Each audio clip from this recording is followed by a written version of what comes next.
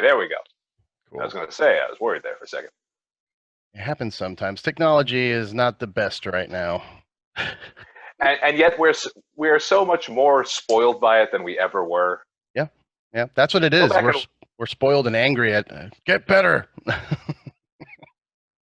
hey, I'm old enough to remember the Dragnet movie where Oh. you had Tom Hanks watching TV on a wristwatch like it was ever going to be that clear, and now it's way clearer than that, and we still complain. Yeah, yeah. I mean, that's the nature of humanity, right? We just complain about everything these days. Oh, and forever. I mean, it's why we exist. We people fought and died for our right to complain. If anything, we should complain more. Yeah, We don't complain enough. We let too much stuff slide. that is true. That is true. I mean, I think it helps create better things if we complain a little bit. There's a nice balance, right? We can't be too whiny, can't be whiny babies, but we want to be able to make things better. And the only way to do that is be like, hey, that shit sucks. Make it better. There's always a reasonable. There's a difference between feedback and just being mad. Like if you can say, this is what I don't like. Clearly, this is the issue I have with it. This would help if you could to repair or to fix it. Could you do something like that? That's usually all you need. But it's almost always humans. For some reason, we define the things we enjoy and do not enjoy in the quality in the mindset of good and bad. Like we can't quantify. I disliked this sandwich. It's always this sandwich tastes like shit. First of all, I highly doubt that. I highly doubt it tastes like literal feces. Right. Secondly, I don't know what your palate is. I don't know who made the sandwich. I don't know how good the ingredients are in the sandwich. There's a lot of variables. So even just saying that's why I always find that logic of I'm not a chef, but I know if my food tastes like shit is really flawed. And because it assumes that every individual who's ever complained about anything has equal knowledge or ability or experience as the person who created it to judge it fairly. And it's one thing to have a fair judgment on something, but it's another thing to just simply damn the whole product to hell with no real understanding of what the shortcoming was or how it could have been corrected. Yeah, I agree with you, man. There's so many times I hear people like, oh, that show sucks. I'm like, well, make one yourself. Do you make TV shows? I don't think so. Or at least tell me what you didn't like. Like, don't just say it sucked. I mean, if you say, okay, I didn't like, I watched one of the new episodes of Twilight Zone. Okay. It wasn't poorly written or poorly acted, and maybe I've just watched too much Twilight Zone, but I was able to predict the ending before we got past the 5-minute mark. Like once they sort of introduced the gimmick for the episode, I immediately knew, oh, Camille Nanjiani is going to have the choice of basically telling a joke about his girlfriend that'll wipe her out of existence, or he'll have to tell a joke about himself and wipe himself out of existence and put everything back to normal. He'll probably tell the joke about himself because the Twilight Zone episodes are always about that person in the end getting their comeuppance. It's never about, they just went full evil and that's fine. That's never the way it goes. Yeah. I mean, there's kind of also the problem when you become a fan of something and like you said, you've seen I've seen a lot of the old episodes. I feel that way sometimes with pro wrestling. Like I'm watching a pro wrestling thing on TV, whatever it may be, WWE or whatever. And I'm just like, before the match even starts, or once it starts, I'm like, this is what's going to happen. And I'll tell my wife too, like we'll be sitting there. I'm like, they're going to do this. Someone's going to interfere. And like, oh, look, somebody interfered. Look at that. Like, it's too much, too predictable. And predictability is always the issue because we have you have people who are more relying on producing a product than they are necessarily on producing a good product. It's the sausage mentality that you get a lot of the time, especially with very corporate produced anything, is we just need to get a product out there. It doesn't necessarily matter if it's good or bad because people are already invested in the idea of watching. So it doesn't matter. They'll watch it and hate it, but they'll still tune in next week and watch it and hate it again, which is better than them tuning in based on the quality, because then we actually have to produce something good, and that's hard. And it's a weird corporate mentality, but in any industry, it's just like with how there are video games now that get shipped half finished, and then they just send out a bunch of patches it seems insane. Yeah, we're not done. Here's what we got, and then we'll figure it out later. We said it would be ready on this date, and we were wrong. But rather than just delaying it like a normal person, we're going to put it out there and then have you complain about how it's broken. It's like, yeah, no shit, it's broken. It's not finished. Yeah. There's one company that I'm respecting a lot right now, which is CD Projekt Red, they're doing that Cyberpunk game, and they just keep delaying it. They're like, "Sorry guys, we're not done." I'm like, "Good, take your time. I don't care." I'd rather have a fully finished game than download the game, play it for an hour, realize it's broken, then have to set it down for another 6 months, randomly checking for updates, and never get that. What was it? Fallout 76. Yeah. The game, the game that became basically playable about a year and a half after its release. That's it. That to me is insane. You would never have seen that on the NES. You would either get a broken game that was broken and it was fine, or you get a working game and it was working and it was fine. You didn't have someone. They at least knew they were producing crap back then because they didn't really know how to make a game. It was still a new process. No, I like the model is good, which is improved later, but finish it and then make it better. Like add stuff, make it cooler. You know, I don't know. It's just one of those things. But anyway, let me give everybody a proper intro. I'm here with former NXT Tag Champ, current MLW Contra Unit member, and soon to be second appearance on Bloodsport. Josh Barnett's Bloodsport, third appearance. Third. Okay. Third, yeah. So yeah, Josh Barnett's Bloodsport is coming Sunday, October 11th, and you're actually the first match that was announced against Matt Mikowski.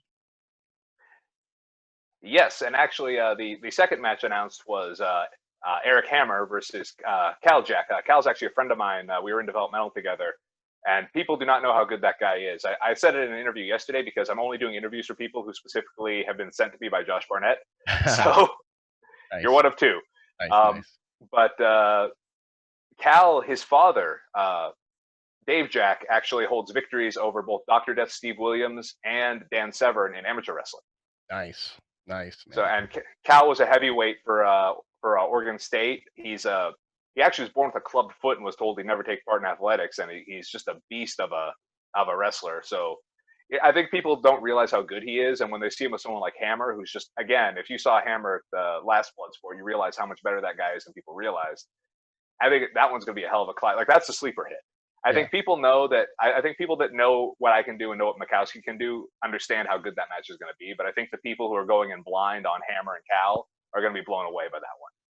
Yeah, I agree. And that's one of the things I love about Bloodsport is that they bring out some of the, lesser known, I guess, less popular talents that are kind of just not, maybe they're not signed to anybody's, in particular or anything, but at least their body of work speaks for itself if you look into it. But a lot of people just don't look into it. They just see whatever's presented to them instead of doing research. But, I like I'd say like Matt Mikowski, like I wasn't too familiar with him until I heard him announced. And when Josh told me about it, I'm like, oh, okay. And I started looking into it. I'm like, wow, okay, this is going to be great.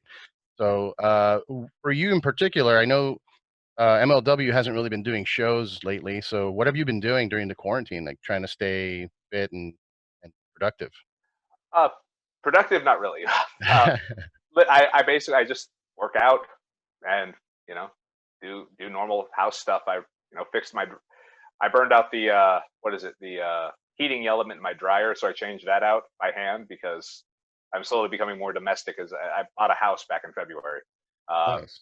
So, do that, put in a new dishwasher, put in a new sink, things like that, just projects. I haven't really had a whole lot to do. I've only worked one show since everything got shut down. That was for, God, where was I? You see, this is the problem with wrestling for 19 years. There are random things I can remember like nobody's business. Like I can tell you the exact verbiage someone used in a story they were telling on a car ride in 1999. But for the life of me, I'll forget where I wrestled a month ago. So I'm really embarrassed now because they were very nice to me and they took very good care of me. Oh, that's all right. I can edit it out. There we go. Edit it out. We'll do that. But I actually took part in one of Jake Shannon's catch wrestling seminar certifications about a month ago. And yeah, I've just been sort of kicking around. There hasn't been a whole lot to do, playing video games, like normal day. Wrestling is my full-time job. So kind of just wake up, go to the, well now because gyms are open in Florida, wake up, go to the gym, come home, play. Currently I'm on Just Cause 4, which is Just Cause is the only series of video games I'd never pay attention to the story in. Oh yeah, the story isn't much. It's just kind of like run around and blow shit up and use your grappling hook to do cool shit. Yeah, no, that was the thing. It's the only game I play for the gameplay and the visuals, 100%. I love the island setting. I love that for some reason there's still a snow level on an island. I don't know why, but he's always Tropical in like some snow. tropical island. And there's tropical snow, yeah. Yeah. And then you have now they got like the hoverboard in the game and all this. I'm like, stuff like that. I'm like, okay, this is just fun. I don't need to know why Rico Rodriguez is on this island. It doesn't matter to me. I just want to blow stuff up. Have you thought about streaming? Because I mean, you seem to have the green screen and the lights, and you play games. I mean, it just seems like a fit. I as weird as it might sound, I don't understand the appeal of streaming, and I think that's the reason I don't do it. I Okay. I have this weird proclivity. I don't know if it's common amongst other people. I consider it weird. I have a hard time doing something I am not personally passionate about. If I Okay. don't understand it, I don't want any part of it. In the same way, there are people who will ask, I mean, I've even been asked, like, why don't you have a Patreon page or do a podcast? Like, generally because I don't have anything that I feel like is worth paying for, to be perfectly blunt. Like, I don't have like, why don't I do a podcast? What am I going to talk about? Oh well, you can talk about pro I, wrestling. I mean, I don't know. you would be shocked if I talk about. First of all, I need a co-host, which is really the struggle. Okay. I did, oddly enough, to sort of contradict that. I did do a podcast pilot with a buddy of mine, Harry Aaron, who's a photographer. He does stuff for MLW, Limitless Wrestling. He's done some stuff for WWE over the years. I actually met him when he was a student at Full Sail doing NXT photography. And Harry and I did a podcast where the pitch is basically we review a cult classic, horror, B movie, whatever, and then we sort of equate it to pro wrestling and the lessons you could take from it for pro wrestling. And Okay. even in some cases, if you could apply the storyline to a pro wrestling angle. Very cool. So we did 93 minutes on the movie Phantasm, which is almost the running time of Phantasm. Wow. I mean, hey, that sounds intriguing to me. I'd listen to something like that. I don't know. I Oh mean, yes, but again, it's a very small. I enjoyed it. That's why I did it. all right. But again, even like as weird as it might sound, even doing something as simple as like, oh hey, I'm gonna show you guys how I make coffee or how I cook. It's like you're a fucking grown up. You can go on YouTube and look up recipes and how to cook and how to make coffee. You don't need my ass teaching you how to do it. Sure. Yeah. Yeah. Yeah. But I mean, I think a themed thing like that. I think if you continue to do that, just pick different movies. That would be an interesting little podcast to have, man. And the thing for the streaming, I kind of feel you. I don't really understand the appeal. For me personally, like I don't watch people stream at all. I'd rather just go play the game myself. But I get why some kids, I guess it's like a generational thing. Like I get why the kids want to watch it. Maybe they're not as good at the game. Maybe they can't afford the game and they just want to watch somebody play it so they can, I guess, experience the story or whatever it may be. But I mean, it's such a huge thing, and it really upsets me every morning when I wake up and I'm like, I have to go to work, and there's some 15-year-old kid that's a millionaire for playing Fortnite. You know? And the irony of it is that when guys like you and me were kids, the sort of mindset you'd hear from people was that playing video games was a pointless activity because it goes nowhere, It rots your and you brain. never, yeah, it rots your brain. You're never going to be able to do anything with that. It's a useless. Even if you're good at the game, it's a useless skill that doesn't apply to anything else. And then you turn around and see a generation of kids that are basically making money. I mean, esports blow my mind because I genuinely can't conceive of wanting to watch someone play a video game. Right. It's generally speaking when I enjoy watching something, part of my personal enjoyment is it is absolutely the fact that I can't do it, and that I get the power fantasy of watching someone do something well. But the weird part about it with a video game is you're literally not even watching them do the thing. You're watching them play a game doing the thing. Yeah. Like you don't need to be a great athlete to play Fortnite. Right. Like Right. if you wanted to go do, if you wanted to go play paintball, for example, I can understand someone watching a game of paintball because that takes actual skill.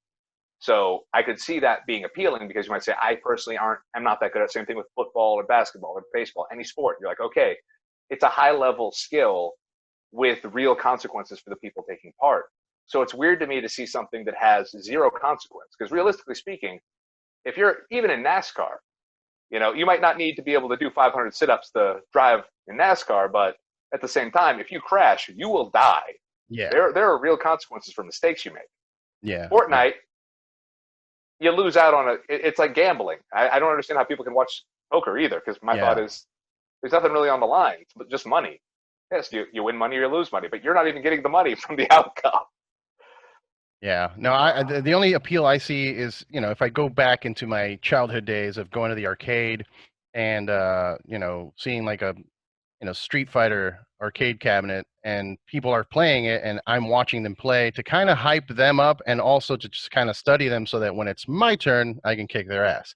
So it's, I see that, but I don't get that opportunity to kick their ass if I'm watching it on TV, like esports, you know, if, ESPN esports. I'm like, well, I can't even compete against them. That this is boring.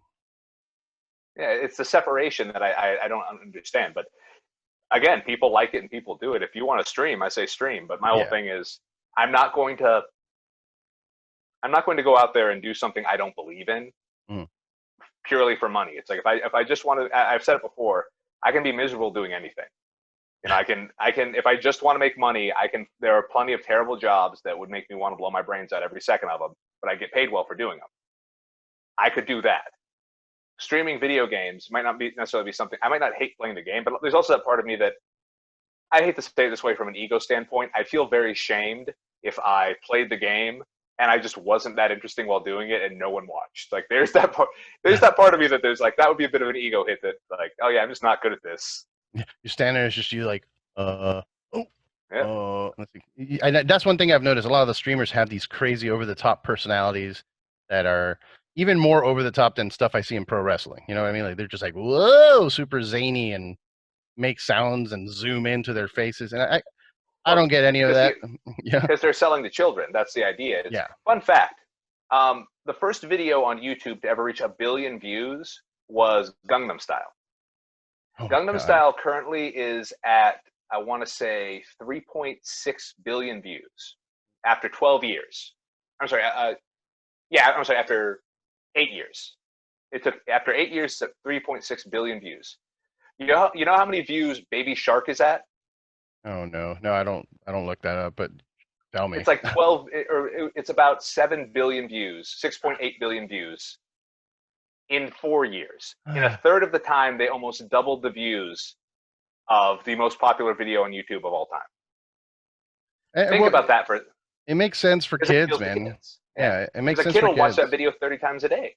Right. Yeah, because I And, remember watching like old VHS tapes, like The Mask from Jim Carrey, 3 or 4 times a day when I was a child. Because I was like, oh fuck it, just keep it playing. It's awesome. I couldn't do that now as an adult, I guess. But you know, I get it. More power to them. If you're appealing to children, I mean, I guess that's the problem with the Fed, right? Like they are a PG product, so you know, grown ass men are kind of like fascinated by it. I personally am just like this is childish and weird, and but I guess it works because they're still making money. So well, because they don't make money off the actual ratings anymore. As a business, the weirdest thing about WWE is that where they make their money is more in things like selling TV rights and licensing. mhm. In the similar way that Marvel Comics doesn't necessarily make money for Disney off the comic books anymore. I mean, Marvel Comics as a comic book company has, I don't think they've made money in almost 2 decades. It's been a loss. But Yeah, what it does is it establishes characters and universes and franchises and actually fleshes out these ideas so that when Disney decides they want to, suck the marrow out of the bone and turn it into a movie or a TV show or a cartoon or a video game or whatever, they now have all that work done for them. You look at something like Coco that's from Pixar, that took something like 6 years to make. And that wasn't just the animation process, the actual writing process mhm. was involved in that 6 years. So you'll have a 6 year process to produce a single product. But that's an active process. They have to decide, okay, here's the idea we're pitching. Okay, here's the proof of concept. Okay, now what's our script? Now we've got to work out a script, and maybe they're going to trash the script halfway through and rewrite it all together. But they also have to get the animation started because again, that takes time to do the rendering. Mhm. But with something like, say, the Avengers, they're able to take a property that's been existing for 60 years and already has all this folklore written around it, and they can just go, okay, we just have to whittle this down into the most digestible piece that you can take in 90 minutes to 2 hours and make it entertaining, which is a lot easier because that's all been done for them or it's being done passively when they're not even looking. Yeah. And for WWE, it's much the same thing. If you notice, the reason nostalgia is so big with WWE and no shortage, and never has been, or there never has been a shortage of the reason, it's because the wrestlers that you're generally nostalgic for are wrestlers that were on TV when you were young, when you didn't question anything. Right. Aaliyah in NXT, first when she first got into the PC, I remember randomly asking her who her favorite wrestler was, like just in passing. This one, hey, who's your favorite wrestler? And she said Jeff Hardy, like without missing a beat. And I was about to unleash a tirade, and then I went, wait, how old are you? Just, oh, I'm 21. I started doing the math. I'm like, okay, it's 2014 through 2015. You're 21. Means 10 years ago. Jeff was on his big tear when he was like wrestling The Undertaker on SmackDown. So I was like, okay, that makes sense. Because I mean, I grew up on Hogan. I can't really judge anyone for their fandom when they're 8. Right. But it is also that if you wonder why a guy like Jeff Hardy can come back and his work isn't necessarily perfect. He's no Dean Malenko. He's no Eddie Guerrero, but people love it. He's definitely a popular guy. And the reason for that is ultimately because so many people invested in him at a point in their lives when they weren't questioning any of this stuff. And it makes them feel that emotional bond, that feeling from their youth when they see him again, that even though Apollo Crews is a better wrestler than Jeff Hardy, he's got a better physique, he's more athletic, he's got more charisma, like everything he has tenfold on Jeff, but Jeff has history. Right. Right. So 10 years from now, the kids that feel that way about Jeff, or the kids that feel that way, the adults that feel that way about Jeff Hardy now from their youth, 10 years from now, the people that are kids are going to be feeling that way about Apollo. Right. And weirdly enough, it's the same thing that happened to Kofi, where he debuted, I want to say in 2006 or 2008, maybe in ECW. And it was a decade, and it was more than a decade before he actually got the world title. But the reason is all those kids that were 10 years old when he was just debuting and who liked him, they're all full-grown adults now. Yeah. And they want to see that guy. They want to see that guy who they've invested in for so long finally get the payoff. Conversely, and it doesn't matter if they're the best wrestler on the roster. It's that's the one I care about. Yeah, and they turned it into a storyline, part of the storyline, I guess, with the whole like it took this long for me to get the chance, and it became that was a good. I'll give them credit for that one. That one played out well, even though it's long deserved and should have had it a while ago. It was one of those things where they turned it into a thing that was appealing and kind of a feel good story, I guess. But yeah, that's one thing I tell a lot of the starting to the start of the conversation about how people complain about everything. A lot of wrestling fans, or the smarks as they call them, that's all they do is complain. Like every day they complain about the product, but they watch it every day, every week, and they can't wait to hop on Twitter to bitch about it. But it's not for you as much. At least not the Fed product is not for you. It's for the kids. They're trying to build, like you said, a generation later, like whoever 10 years from now is a fan of Apollo. That's what they're trying to build, that so that it's longevity. It just keeps going. So and now forever or whatever the fuck. You know what I mean? Well, and from the fan standpoint, I think the sort of audience that you're talking about really does come down to they're the ones that define themselves and their personality. I was actually discussing this with somebody earlier today. They define their personality as being a professional wrestling fan and being a smart professional wrestling fan, as they describe themselves to boot. The issue with that is all of your knowledge as a professional wrestling fan comes from either observation or from basically repeating things that other people have said, whether they be old wrestlers or managers or bookers or other fans. You're really just repeating other people's opinions. A lot of the time fans will say things that will cite, we'll point out, say, what you perceive as a poor decision in booking. You'll say, right, it's a mistake that Claudio Castagnoli has not been pushed to the moon by WWE because he looks like $1 million. He's a great wrestler. He's super charming. He's in amazing shape. He can speak 5 languages. He dresses like $1 million. That is a superstar in every conceivable sense of the word, not just in the sense that he works for WWE. That is a guy in any other industry who would be a celebrity. Right. And there are people who will fire back with, well, bro, it's all about drawing money. He doesn't draw money.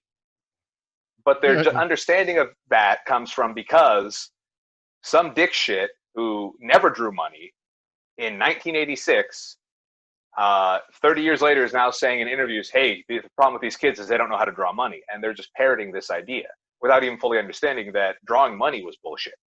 It was a way for the promoter to pass the buck, no pun intended, on the cost of a show. They would take their biggest stars, the people who technically would cost the most, and tell them, I mean, you're just such a big draw. Everyone comes to see you. I should be giving you a portion of the gate. It was the old, mystery box. Who knows what's in it? But, $500 is $500. The mystery box could be so much more. Right. So the promoter's job is to promote the show. If they fail and the audience doesn't show up, who should be paying for it? The promoter. The promoter. But by paying off the gate, the wrestler has to pay for it. Mm-hmm. And as much as people would argue or disagree with my point, notice how fast guys during the Monday Night Wars would jump from one company to another based solely on the pretense that they were going to get guaranteed money. Yep. The biggest draw for guys to go to WCW was guaranteed money. And if that doesn't tell you that they all knew getting paid off the gate was bullshit, then nothing will. Because a guy like Hogan, who was ready to retire from wrestling, all of a sudden went to WCW when he found out they were just going to pay him whatever he wanted. Kevin Nash, Scott Hall, same thing. Yep. They jumped, and every guy after that. Nash and Hall were so confident in the guaranteed money that they actually had a provision in their contract, apparently, that they had to be the highest paid people in the company. Jesus Christ. So if you were paying Kevin Nash $5 million a year, and you hired Randy Savage at $5 million a year, well, now you had to pay Kevin Nash at least $5,001,000. You had to pay him more. Which is brilliant on his side, but that's also what happens when you're dealing with business people who don't know anything about wrestling, who are like, oh, is that normal? Okay, we'll do that. Yeah. They don't know. Yeah. No, I hear that, man. Let me ask you, are you a fan more? I mean, do you enjoy the fact that we're living in this time where there is no kayfabe, where everybody's kind of everybody knows everything, and there's just no, like, people know that the Undertaker is just a dude from Texas. Like, are you like that, or do you rather go back to more mysterious kayfabe style? Well, I've always said I don't think kayfabe is dead. I just think it's irrelevant. Okay. Because kayfabe was not really meant to protect that wrestling was a work as much as to protect the fact that that was criminal. Because they were intentionally misrepresenting these matches as competitions when they in fact were not competitions. Right. So in the confines of, beyond being false advertising, you were also having people gambling on the outcome of matches that you could that are shift based on what the gambling. Yeah. So a lot of that stuff is the reason why it was actually you kept it quiet. I think the greatest issue is that people have it's not so much that people need to be ignorant of wrestling, what wrestling is, to enjoy it, as much as I think they need to understand that professional wrestling is an exhibition sport in simplest terms. It's not necessarily, as much as we say entertainment, exhibition sport is a way more accurate way to describe the majority of professional wrestling, because you are seeing, ideally at least, athleticism, and in some cases, legitimate combative technique.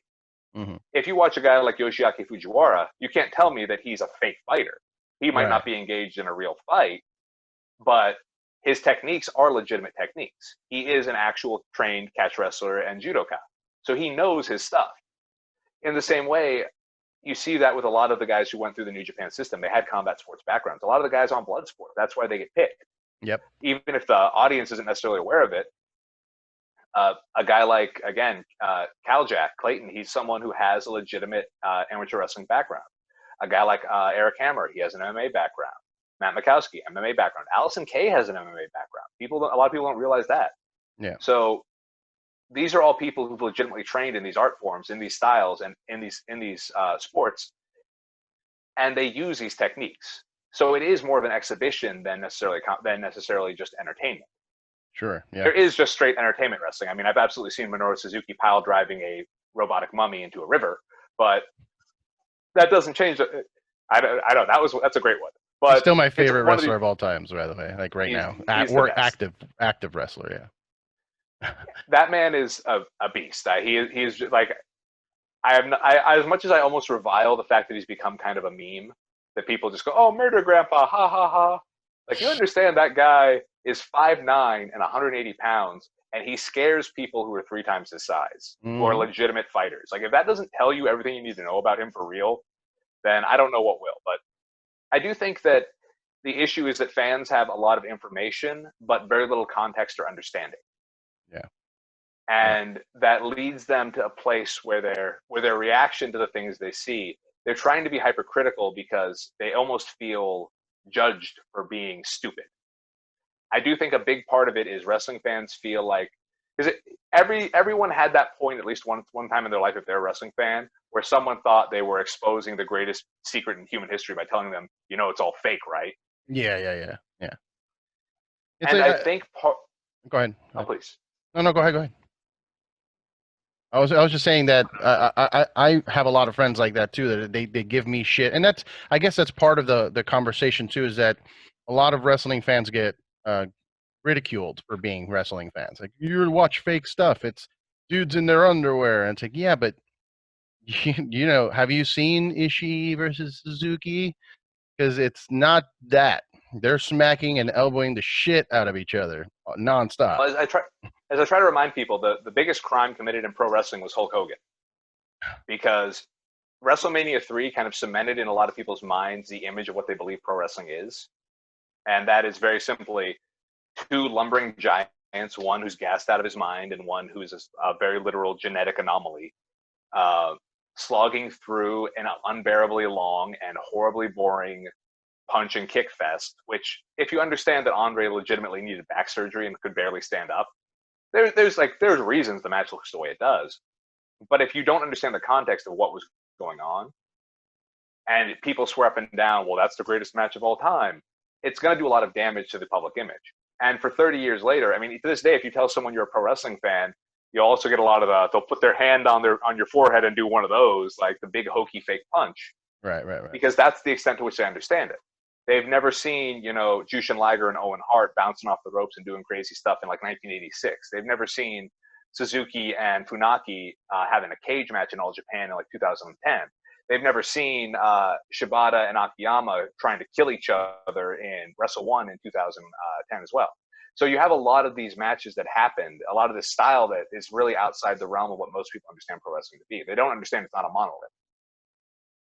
Now, the way this affects the fans that do like it is now they feel like they have to justify their fandom, and they almost believe that if they look at wrestling the way a wrestler would look at it, which isn't an accurate interpretation, because they're just sort of repeating things they've heard people say, they feel like somehow that legitimizes their fandom, that they're not watching it like a stupid idiot fool who thinks it's a real fight. They're watching it like a scientist looking at a constellation. They're looking through a microscope. Like, in their mind, they're really looking at it the way the wrestlers do. Mm-hmm. But they don't understand that not everyone has the same idea of what's good and bad in pro wrestling. Not everybody has the same sort of level of detail.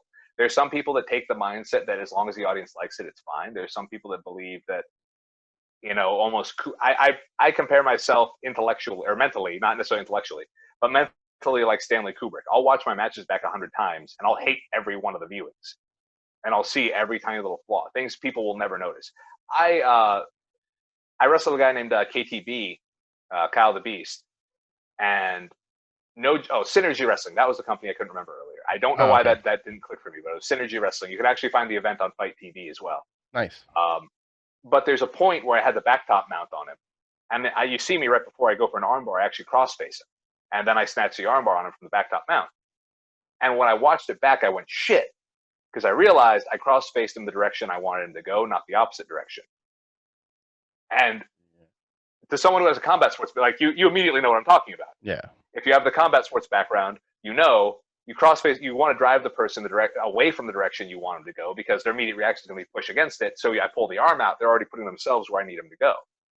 I did the opposite, and that's the level of like detail I look at my matches with. So someone will watch a match and go, "Oh, that was great," and I'll look at it and I'll go, "Oh my God, why do I even get booked? That was terrible." But that's why I use a Stanley Kubrick comparison, because of famously 127 takes on some of the scenes in The Shining. Because if wrestlers could do that, if we could literally run back a match and redo a spot, we probably would, to try and have the perfect match. Yeah. But that's the level of detail some guys look at it at. And other guys are just like, oh, it doesn't matter. It doesn't matter. The audience doesn't know the difference. It'll be fine. Yeah, just have fun. Go out there. Yeah. So you're trying to weed through these extremely different philosophies, and all points in between exist. And the only thing you have to go on, you have no personal experience. And unlike something like, say, film or video games or books or anything like that, or like any other art form, wrestling is still relatively secretive. And a lot of the information that's out there is dated. Mm-hmm. I could not imagine someone trying to deconstruct a film like Mandy if the only thing they know about movies they learned from watching Citizen Kane.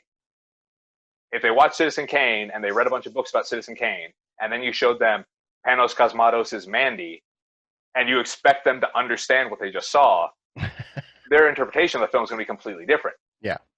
Because I'll say it straight up. Citizen Kane is fucking boring. It is a boring fucking movie.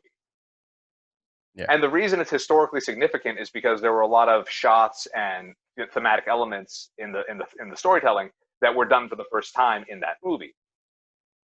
But they've been done better since then. And a lot of things have evolved since then.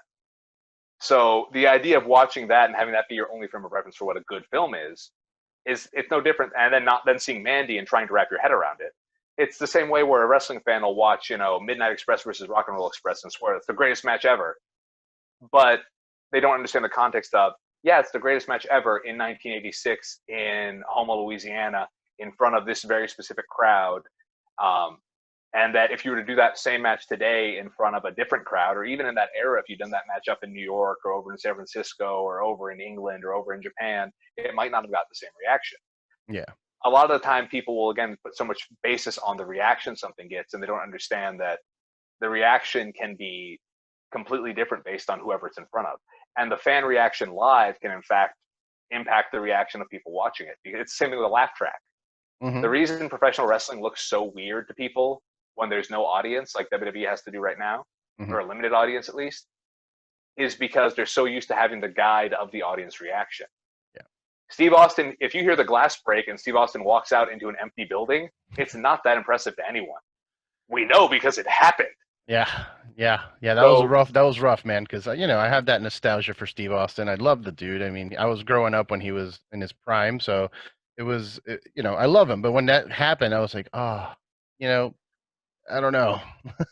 And you look back on things like when he did Tough Enough, and you realize how Tough Enough should have been getting these monster ratings because Steve Austin's on it, but for some reason it didn't, because the format of the show is so different. It didn't really appeal to anyone who liked just Austin. They wanted to see Austin in a WWE ring with 20,000 people screaming and giving stunners to, Vince McMahon and Pat Patterson and Gerald Briscoe. That's what they wanted. And not giving them that basically is always going to be a letdown. So again, there's a lot of context for how things work in pro wrestling that the audience doesn't really have. And it's almost impossible to explain it because even people within wrestling sometimes miss this stuff. I have a bad habit on Twitter. I'll sometimes just message other wrestlers. They're generally younger people who I've been wrestling for 19 years. I'm 38 in a couple of weeks. Actually, the week after Bloodsport, I turned 38. Nice. I've been wrestling since 2001. So I've been at this a long time, and I've seen a lot of this stuff over and over again cyclically. But on top of that, there's a lot of details that were drilled into me early on that I still focus on. So I'll see someone who might be a very popular independent wrestler, and I'll watch a clip or I'll watch a match, and I'll go, okay, and I'll just message them and be like, dude, this, and this, just like throw the stuff at them. And sometimes they're generally very receptive. Sometimes they didn't think about, like, I brought up a guy's promo that he shot it outside on his cell phone, and I was like, dude, I could hear the fucking crickets and the cars going by. Yeah. And that's because you were outside, you had that porch light was also really distracting. I was like, and it was a 2.5-minute promo where you didn't get going until about the 1.5-minute mark. It's like if you done a second take and just waited until you had that emotional connection to what you were saying and sort of had it more mapped out in your head, you would have had a much better promo. But also, it's a little distracting when I randomly hear right every time you're trying to talk. He hadn't considered that, and I sent him some links even to some foot or some equipment. It's literally just like a little phone stand with a ring light, so the phone sits in the middle of the ring light, and then a mic you can attach to your phone. I was like, just these two things, $100 in total, and then just find like a flat wall to record your promo on, and I guarantee you it'll look a million times better. It'll look more professional, and people will be able to focus on what you're saying as opposed to the distracting light or the sound of the cricket. Again, the one thing you never want when you're doing a promo is crickets. That's very literally an insult. Right. And that's yeah. Well, maybe there isn't really promo school or any way for independent wrestlers to kind of get educated on that until they reach like a developmental program. Like uh, it's hard, and it's hard for like other industries as well, like musicians. I was in a band for 10 years, and then I would see younger bands and they're doing things, and I'm just kind of like, I'll see a young band run up to their favorite band with their demo, like, "Hey, man, please listen to my demo." And it's like, don't do that. That's not how that works. Mhm. They're just going to toss No, that demo. yeah, and again, even if they want to be nice and listen to it, there's always that question of, okay, what if they do listen to it? Yeah. Is it actually? Did you mix it well? Is it really? Is it something you genuinely believe in? Because that's the hard part, is that people that you like aren't necessarily going to like your work. That is a very much a reality of any art form. Doesn't matter if it's music, video games, movies, books, whatever, wrestling. Just Mhm. because you are a fan of someone's work doesn't mean they're going to like your work. Yeah. So you're also better off sometimes if someone likes your stuff. You're better off them finding it organically and being like, "Hey, I saw you." Or be like, "Oh, hey, I caught part of your guys' set when I came in here. You're pretty good." That's always going to be better for you than going up to them and begging, because the begging will always get that reaction of, "Ugh, not this again." Mhm. Now all of a sudden you're not that band that just kicked ass on stage. You're now that annoying kid that's doing the same thing everyone does. Conan O'Brien actually had a story about that, where, because he did stand up, he knows how hard it is to get a break. He Yeah. said he would get people that would run up to him on the street in New York and be like, "Hey, Conan, put me on your show tonight," and he'd go, "Oh, okay, what do you do?" I don't know, man. Just put me on your show. Yeah. What do you mean you don't know? You don't? Do you act? Do you sing? Do comedy? Or like, do you swallow swords? Do you have any skills that are like interesting to look at? But people more obsessed with the concept of the celebrity than they are necessarily with the doing something to earn it. Yep. But in the same way with wrestling fans, they have all this information that's usually from a questionable source, because it's either dated information or it's coming from someone who may not have actually been very successful. And even then, sometimes successful people don't have great information. I think um, Sugar Ray Leonard was a terrible boxing coach.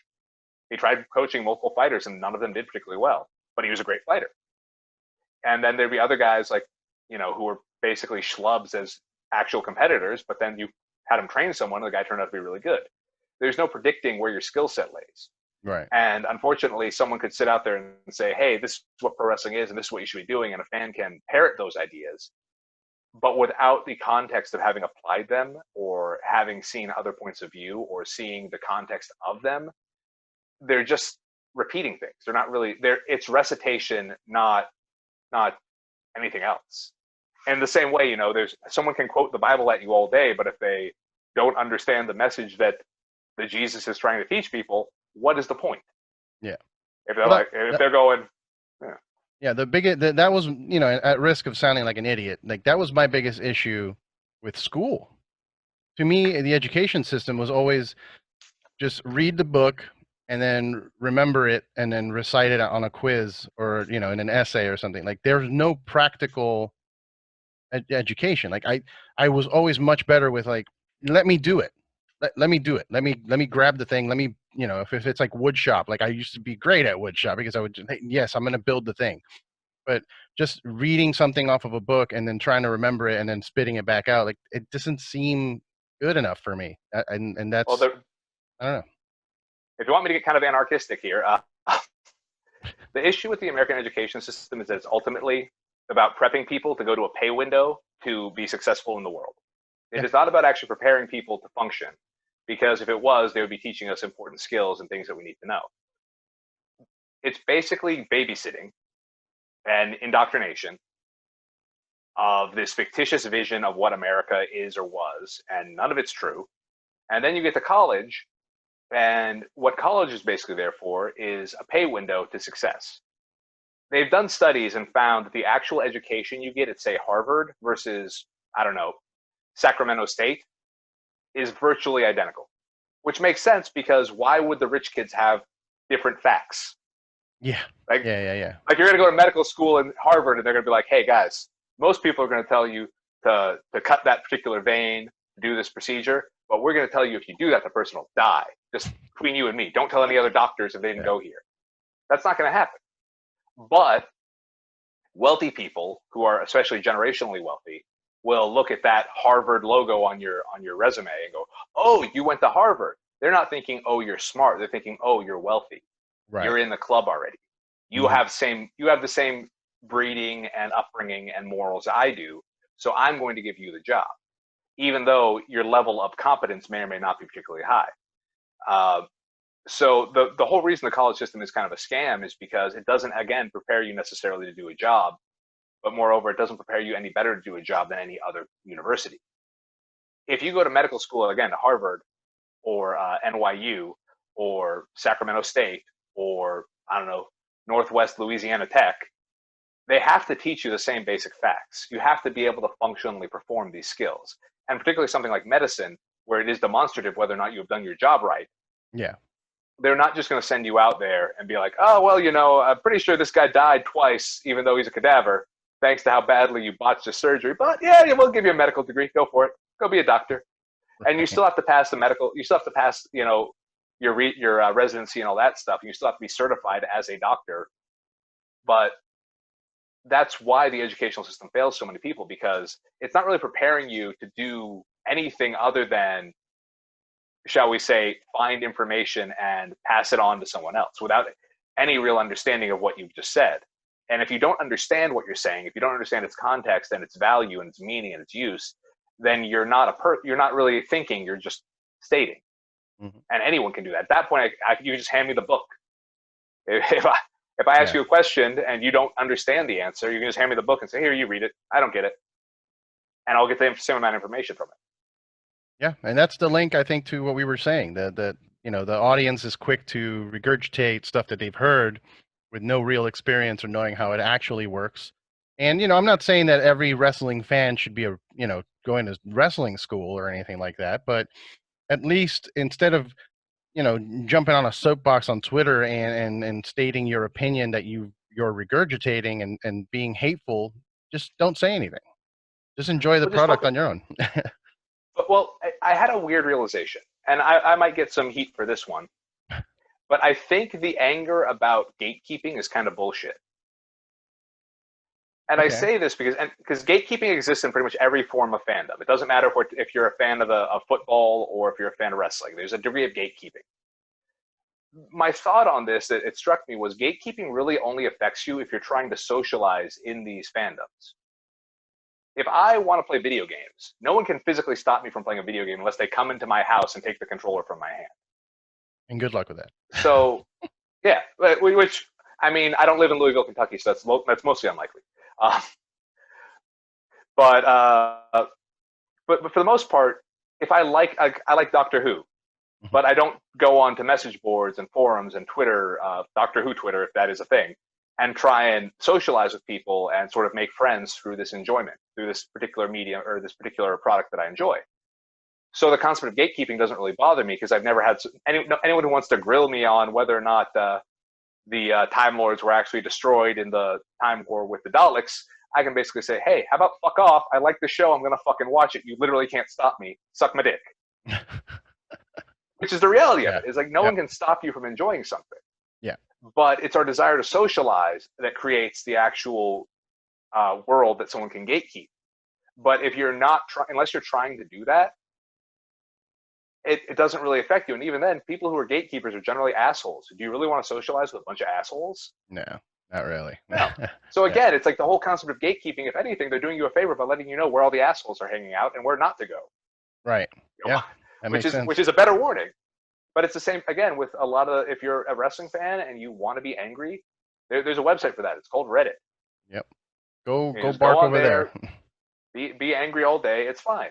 Yeah. But if you just want to talk about your like what you enjoy or find stuff you enjoy, ask for match suggestions. Hey, I want to learn more about this style of wrestling. What's a good match to watch? Airwolf, who's a wrestler out of Minnesota. He's only like 20 years old, but the guy is amazing.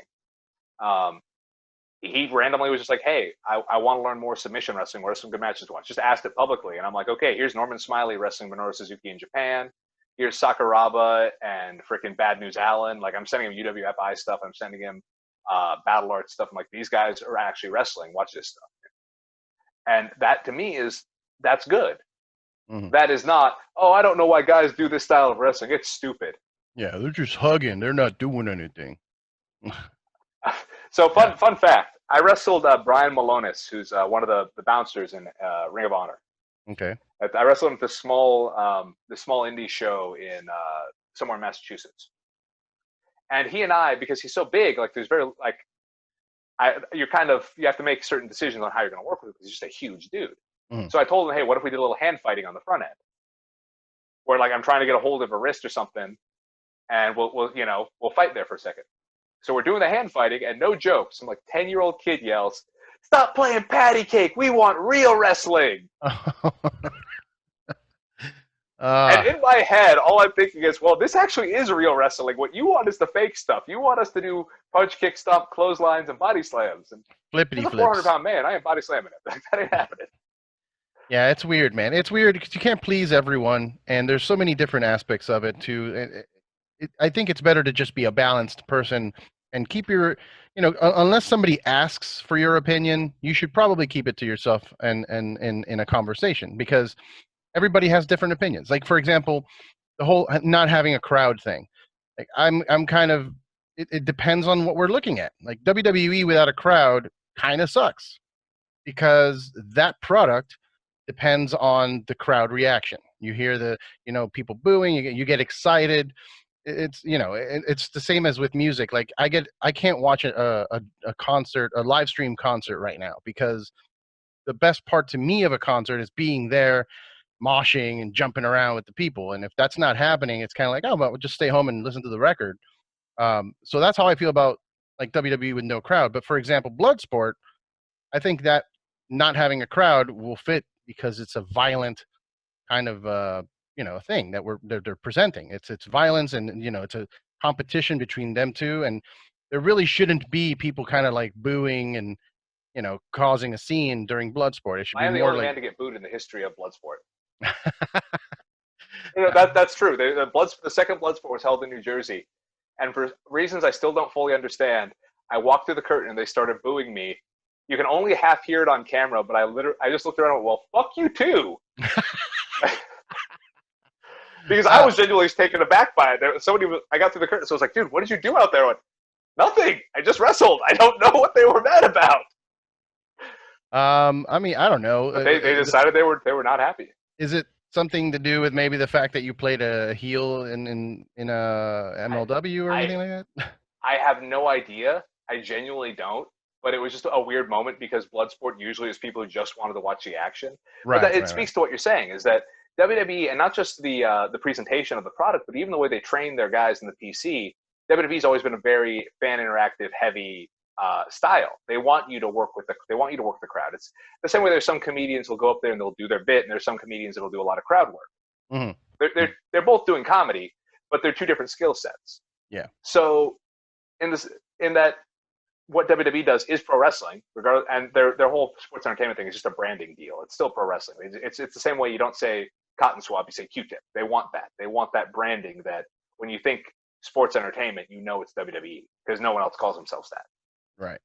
So for a lot of it, though, it's that whole idea of like WWE's style is so based around having crowd interaction and having the fans there and feeding off their reactions, that to all of a sudden remove that, you have a bunch of guys who may have never worked in front of 15 people. As much as wrestling fans like to mock the whole, bingo hall with 15 people in it, there's a lot you can learn from working from such a small crowd, because if you have 100,000 people in a building, there's a good chance someone's going to be entertained by what you're doing, just mathematically.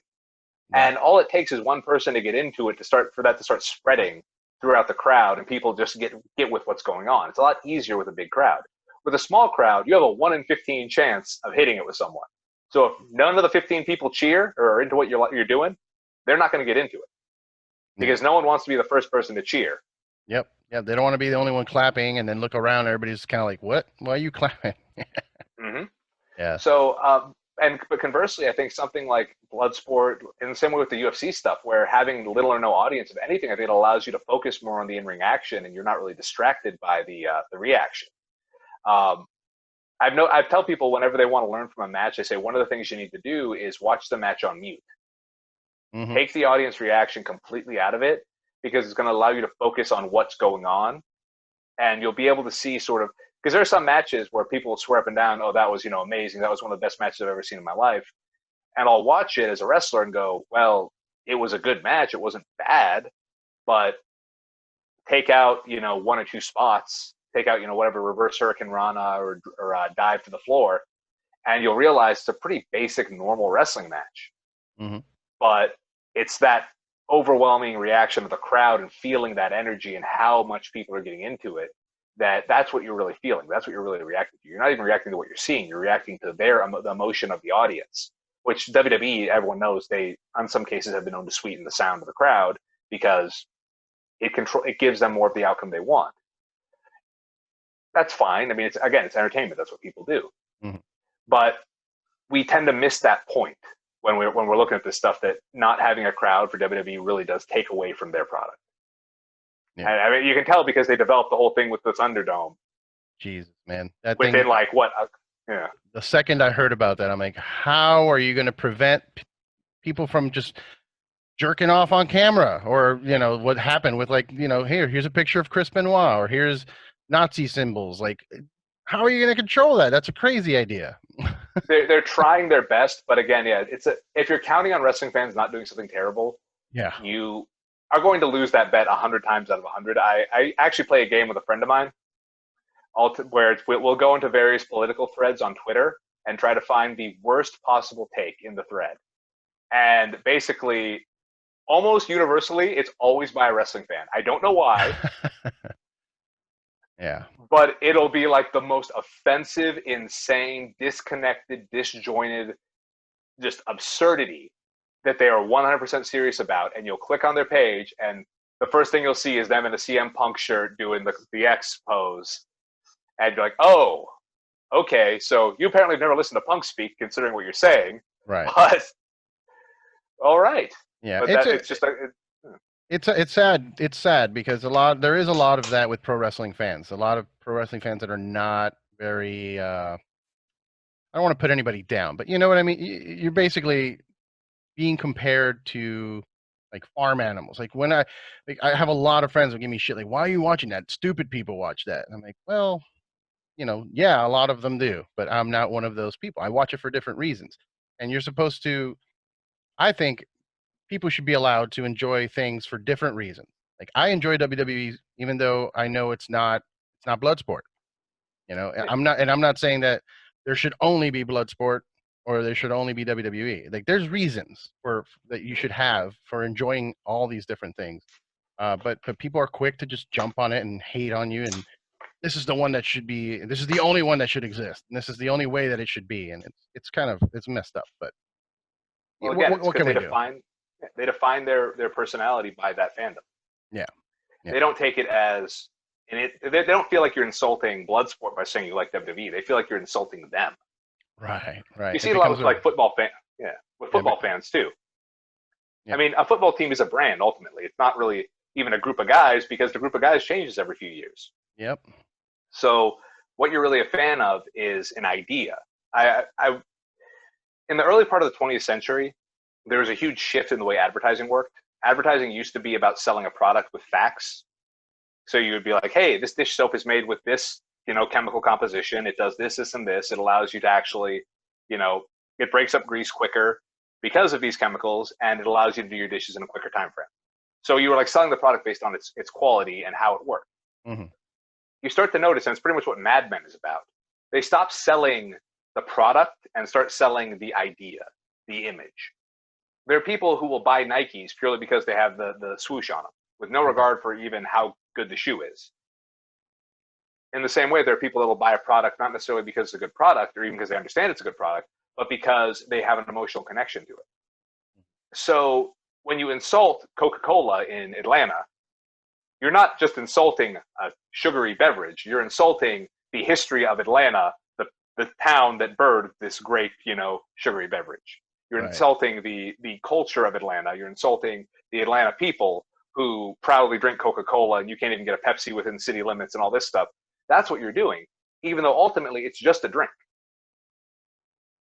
Most people anywhere else in the world, if you say, can I get a Coke? They'll say, is Pepsi all right? You say, yeah.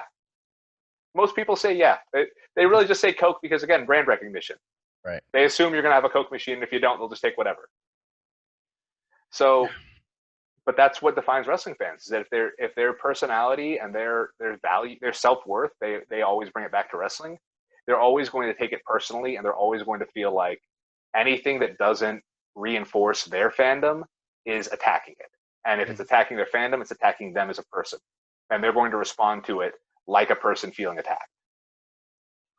People need to get more personalities, man. Spread yourself out. Get some more things to do, because that sucks. To me, and I get that maybe I'm now sounding like one of those people, but just don't make your entire personality a product. Like, be you, be yourself. Go find what you like. Like, I never really fit in with any of my friends. Like, I kind of just I never have a clique, right? I'm in all different circles.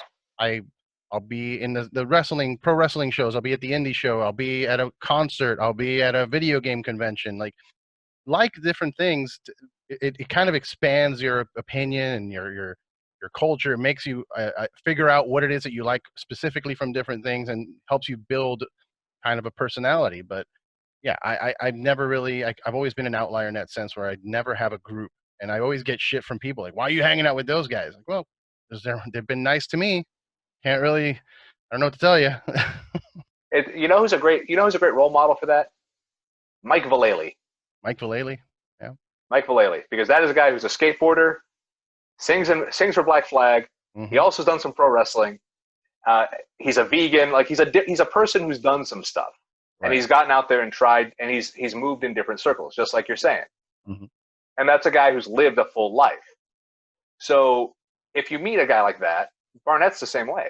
Right. Josh could just be a meathead, but he chooses not to be. He's a giant man who's done MMA, who's done pro wrestling, who is a big comic book and anime nerd, who loves old exploitation movies, who also collects guns and like works on muscle cars. Like, the guy has done a ton of stuff.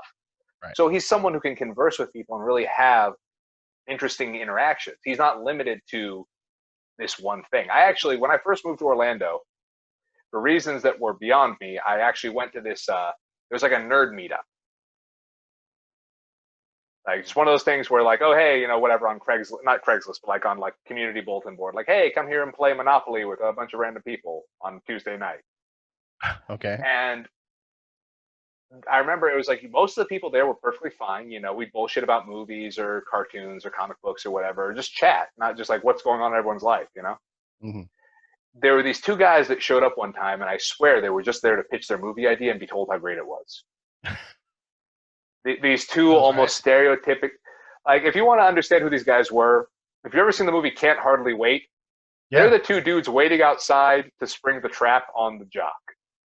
It's the two super nerdy kids who spend all night talking about, like, who's better, Kirk or Picard, rather than going into the party. Right. Right. And it was very apparent talking to them that, like, one of them didn't talk, and the other one just wanted to pitch this really shitty movie idea. And when I started poking holes in it, like, well, that doesn't make much sense. Why would that happen? How would that function? Wouldn't that make it difficult? Wouldn't this be an issue? All of a sudden, he starts getting quiet because he just wanted to be told that's a great idea and have someone fawn over him. He thought he was going to find people who would tell him how good he was at writing. Instead, he found an asshole who was going to ask him questions, which he did not want to answer. Right. I don't understand why people wouldn't want that. Why wouldn't you want criticism that will help you make you better? People immediately get on the defensive and attack back. Because we determine whether or not a person is valuable when we first meet them, and if we determine you're valuable, if we think you are important, it's why they say it's part of the reason why we ask someone what they do for a living before we'll before most other questions, because we're sort of trying to attach a value to them in society. If you're a doctor, most people would probably say that's more valuable than if you're the guy that cleans the bathrooms at, Universal Studios. Both jobs are necessary. And people got to get paid, so no shame in doing work. Yeah. But the society at large will still attach a value, an emotional value to those careers. So they're judging you right off the bat. It's like when you ask, for example, I actually worked as a janitor at a gym in St. Louis, 13 years, probably 12 years ago.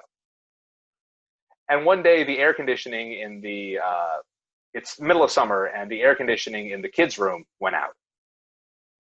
So I pulled one of the 24 fans that were in the spin room out to move into the gym or into the kids room, because I'm like, we don't need toddlers getting heat stroke here. Right. Like and the spin instructor lost her fucking mind on me and opened with, "Who are you? What do you do here?" Like, God. I'm the motherfucker trying to keep kids from dying. Who the fuck are you? Right. But in her mind, because I was the janitor, I wasn't important enough to do that. Even though, again, she had like 24 fans in there. Right. And these are fucking adults that have enough sense to stop if they're getting overheated. Those are children who might not have that same sort of awareness and run themselves into the ground and then drop. And I would much rather explain to a 35-year-old woman why her husband passed out while doing a spin class than have to explain to that same woman why her 3-year-old passed out in the room doing nothing. Yeah. But she had decided I wasn't important or valuable because of my career.